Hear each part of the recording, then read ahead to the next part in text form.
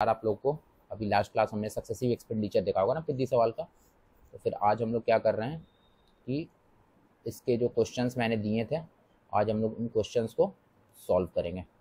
ठीक है। Population of a village has been continuously increasing at the rate of 10% per year. 10% का मतलब क्या हुआ 1/10, यानी हर साल क्या हो रहा है 10 से 11 हो रहा है। तो अगर प्रेजेंट पॉपुलेशन 54,450 है तो 2 साल पहले का क्या, तो पहले साल 10 से 11 हुआ होगा, दूसरे साल भी 10 से 11, तो 2 साल में क्या हुआ 100 से 121। और क्या बोल रहा है प्रेजेंट पॉपुलेशन, यानी जो ये 121 है इसकी वैल्यू इन्होंने कितनी दे रखी है 54450, यानी एक की वैल्यू 11। 11 से करेंगे तो 11 चौक 44, 104 99, फिर 11 से करेंगे तो 44 450, यानी एक की वैल्यू 450 है, तो 100 की वैल्यू कितनी हो जाएगी 45,000। ठीक है। दूसरा क्या है, number is first increase by 25%, यानी 25% 1/4, यानी 4 से 5 हुआ होगा। देन डिक्रीज बाई 10%, 10% 1/10 डिक्रीज हुआ है तो 10 से 9 हुआ होगा, यानी पहले 4 से 5 फिर 10 से 9, यानी नेट चेंज क्या आया 40 से 45। If the resulting number is 72, यानी इस 45 की वैल्यू आपको 72 दी हुई है, तो what is the original number. अब देखो 9 5 जा 45, 9 8 जा, यानी 5 की वैल्यू 8 है और अपने को चाहिए कितनी 40। 40 के लिए क्या करेंगे, इसको भी 8 से इंटू करेंगे, इसको भी 8 से, यानी 40 की वैल्यू कितनी हो गई 64। अब तीसरा, the price of a pen is first increase by 15%। 15% कितना होता है 3/20, यानी क्या हुआ 20 से पहले 23 हुआ।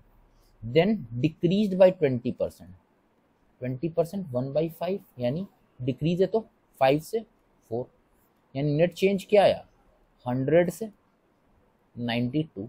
तो क्या बोल रहा है find the net percentage change in final price. अब आप देखो इनिशियल 100 था, अब 92 है, तो चेंज कितना आया है 8 का, किस पे आया है ओरिजिनल कितना था 100, यानी 8 का चेंज आया 100 पे, परसेंटेज में कन्वर्ट करने के लिए 100 से करते, यानी 8% का चेंज आया, लेकिन वो डिक्रीज किया है, यानी -8%। अब क्या बोल रहा है, if the length of a rectangle is increase by 40%, and देखो मैंने उस दिन भी बताया था एरिया वाला कि सक्सेसिव एक्सपेंडिचर अपन कहाँ लगाते हैं, जब कॉन्जिक्यूटिव इंक्रीज या डिक्रीज होता है, मतलब जो रिजल्ट आया उस पर फिर से इंक्रीज हुआ, ना कि ओरिजिनल नंबर पे। तो एरिया देखो क्या होता है, एरिया होता है लेंथ इंटू ब्रेड्थ। क्या बोल रहा है कि length of a rectangle is increase by 40%, यहाँ आपका लेंथ ये हो गया ब्रेड्थ है ना, ये इनिशियल और ये फाइनल, नीचे एरिया। तो एरिया लेंथ कितना हुआ 40%, 2/5, यानी पहले 5 था अब 7 हो गया लेंथ। ब्रेड्थ क्या बोल रहा है डिक्रीज बाई 20%, यानी 1/5, यानी पहले क्या था 5 था अब 4। एरिया क्या होता है लेंथ इंटू ब्रेड्थ, तो इनिशियल क्या हो गया 25, फाइनल क्या हो गया 28। क्या बोल रहा है कि इंक्रीज किया x%। अब आप देखो कि ये 25 से 28 हो गया, यानी 3 इंक्रीज किया किस पे 25 पे, 3 इंक्रीज हुआ है 25 पे। परसेंट अपन देखेंगे तो कितना हो गया 12% का इंक्रीज। या ऐसे भी कर सकते हो, एरिया इक्वल टू क्या होता है लेंथ इंटू ब्रेड्थ, मैंने बताया था नीचे इनिशियल लिखना है ऊपर फाइनल लिखना है। लेंथ इनिशियल कितना था इंक्रीज हुआ ना 40% का, यानी 5 से 7। ब्रेड्थ डिक्रीज हुआ है 20%, यानी 5 से 4, यानी 28/25, यानी इंक्रीज हुआ है 3 का किस पे 25 पे, सिमिलर आ जाएगा 3/25 12%। तो कोई फॉर्मूले की जरूरत नहीं है हम लोग को। अब देखो ना ट्रायंगल हाइट इंक्रीजेस बाई 37 पर, पहले लिखना है लेना है ट्रायंगल का एरिया क्या होता है half into base into height. इस हाफ से तो कोई मतलब नहीं है क्योंकि ये कांस्टेंट है, ये कैंसिल आउट हो जाएगा, तो मेनली डिपेंड क्या करता है बेस इंटू हाइट पे। अब देखो हाइट इंक्रीजेस बाई 37.5%, मैंने बताया था ना कि 1/8 होता है 12.5%, तो 3/8 क्या हो जाएगा 37%, यानी इंक्रीज कर रहा है 37 मतलब 3/8 से, यानी इनिशियल ब्रेड्थ क्या था उसका सॉरी हाइट 8 और अब क्या हो गया 11 है कि नहीं। यहाँ पे इनिशियल लिखते हैं यहाँ फाइनल लिखते हैं, तो हाइट पहले 8 था अब 11 हो गया। बेस इंक्रीजेस बाई 45.45%, मैंने बताया था 1/11 है, 1/11 होता है 9.09% है कि नहीं, तो 5/11 हो जाएगा 45.45%। तो ये 5/11 है, तो बेस इंक्रीज कर रहा है कितने से 5/11 से, यानी पहले बेस था 11 अब 5 इंक्रीज किया तो क्या हो गया 16, यानी आप देखो कि कितना आ गया फाइनल बाय लीजिए 2/1, यानी पहले एरिया 1 था, अब कितना हो गया आपका 2। तो इंक्रीज कितना हुआ, 1 का इंक्रीज हुआ 1 पे, तो टोटल इंक्रीज कितना का हो गया 100% का, है कि नहीं। अब देखो in a triangle base increases by 66 2/3%। 66 2/3 क्या होता है, 2/3 ट्रायंगल क्या अपन मानते हैं, इनिशियल और फाइनल बेस इनटू हाइट। तो बेस इंक्रीज किया 2/3 से, यानी इनिशियल बेस था 3, अब कितना हो गया 5। How much percentage height should be reduce so that the area of the triangle remains constant. Constant का मतलब क्या हुआ, पहले भी एरिया 1 था और अभी भी 1, मतलब दोनों का रेशियो क्या है 1:1। पहले भी 5 होगा तो अभी भी 5, तो रेशियो तो 1:1 है कि नहीं। तो ये 5/3 और ये निकालना क्या है आपको, हाइट में क्या चेंज आया, तो into height final by height initial. यहाँ से आप क्या करोगे, height final by height initial कितना आ गया 3/5। इसका मतलब पहले हाइट 5 था, अब कितना हो गया 3 हो गया। चेंज कितने का हुआ, 2 का चेंज हुआ, कितने पे 5 पे,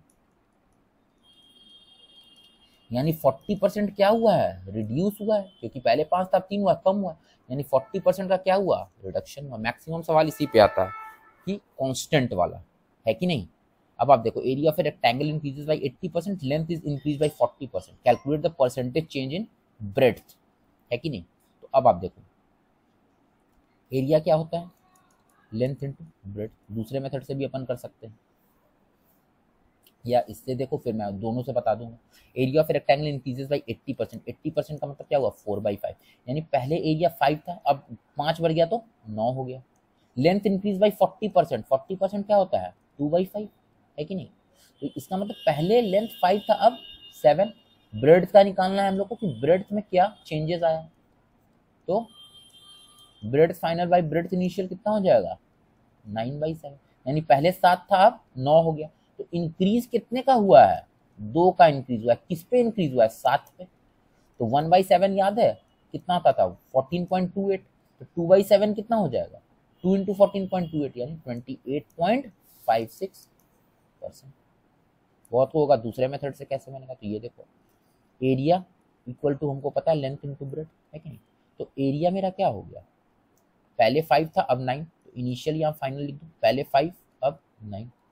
लेंथ पहले कितना था 5 अब 7। आपको ब्रेड्थ चाहिए, है कि नहीं। यहाँ से देखो ब्रेड्थ क्या होगा एरिया अपॉन लेंथ, तो यहाँ से ब्रेड्थ क्या होगा एरिया अपॉन लेंथ, तो ये area upon length is to 9/7, यानी क्या आ गया 1:9/7, यानी 7:9 सेम आ गया। पहले ब्रेड्थ 7 था अब 9, इंक्रीज कितना हुआ 2, किस पे 7 पे, सिमिलर 28.56%। अब देखो in a cuboid length and breadth increases by 20%, then percentage change in height to be decrease to keep the volume constant, है कि नहीं।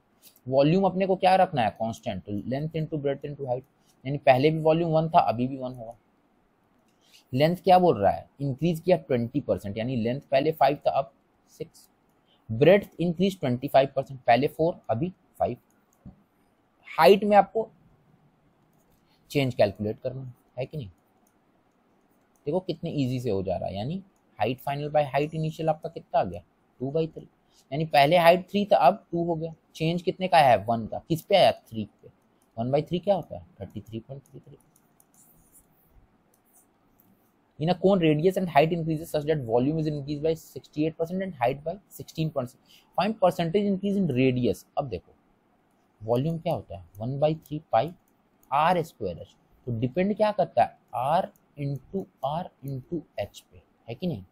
अब देखो क्या बोला कि वॉल्यूम इंक्रीज किया 68% से, इसका मतलब पहले वॉल्यूम 100 होगा अब 168 हो गया। और हाइट इंक्रीज किया है 1/6, यानी हाइट पहले क्या था 6, अब कितना होगा 7, 7 दूनी 14, 7 चौक 28, 2 से 12, 2 से 25, है कि नहीं। यानी आर इंटू आर की वैल्यू कितनी आ गई 36/25, यानी आर स्क्वायर की वैल्यू है 36/25, तो आर की वैल्यू क्या आ गई 6/5, यानी पहले आर 5 था अब 6। इंक्रीज कितने का किया है 1 का, और वो कितने पे है 5 पे, तो 1/5 की वैल्यू कितनी आ गई 20% आ गई। सिमिलरली देखो तो ये 20%। Each side of A rectangular field is increase by 10%, इसका मतलब लेंथ भी 10% इंक्रीज हुआ है और ब्रेड्थ भी 10%। यानी लेंथ आपका 10 से 11, ब्रेड्थ भी आपका 10 से 11। Percentage increase in the area of the field, area क्या होता है लेंथ इनटू ब्रेड्थ, लेंथ 10 से 11, ब्रेड्थ भी 10 से 11, यानी 121 100, यानी 100 से 121 हो गया। इंक्रीज 21 का हुआ 100 पे, तो यानी कितना हो गया सीधे 21%। तो आप देख रहे हो कहीं भी हम लोग को कोई भी फॉर्मूला लगाने का वो x plus y plus x y by 100 का जरूरत नहीं पड़ा, आगे भी हम लोग को नहीं पड़ेगा। आगे अपन देखेंगे तगड़ा और ठीक ठाक सवाल सक्सेसिव एक्सपेंडिचर का, आज ही मैं वीडियो डाल दूंगा, आप देखना उसमें भी आपको ये कोई फॉर्मूला लगाने की जरूरत नहीं पड़ेगी, सिर्फ परसेंटेज से।